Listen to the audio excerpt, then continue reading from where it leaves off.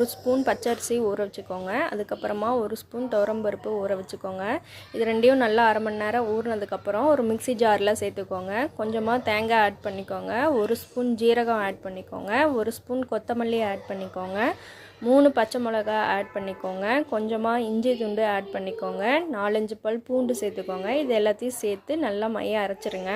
அரைச்சதுக்கப்புறமா தயிர் எடுத்துக்கலாம். தயிரை எடுத்துகிட்டு இந்த மாதிரி மோர் கன்சிஸ்டன்சிக்கு நல்லா கடைஞ்சி வச்சுக்கோங்க.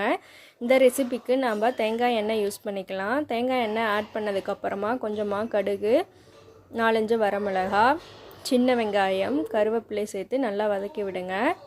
நல்லா வதங்கினதுக்கப்புறமா 1 டம்ளர் இந்த மாதிரி தண்ணி ஆட் பண்ணிக்கோங்க. தண்ணியை ஆட் பண்ணதுக்கப்புறமா அரைச்சி வச்சுருக்க பேஸ்ட்டு அதில் ஆட் பண்ணிக்கோங்க. ஆட் பண்ணிவிட்டு கொஞ்சமாக மஞ்சத்தூள், கொஞ்சமாக உப்பு ஆட் பண்ணி நல்லா கொதிக்க விடுங்க. இந்த மாதிரி ஒரு கொதி வந்ததுக்கப்புறமா மோரை ஆட் பண்ணிக்கோங்க. மோரை ஆட் பண்ணி ஒரு 5 நிமிஷம் கொதிக்க விடுங்க.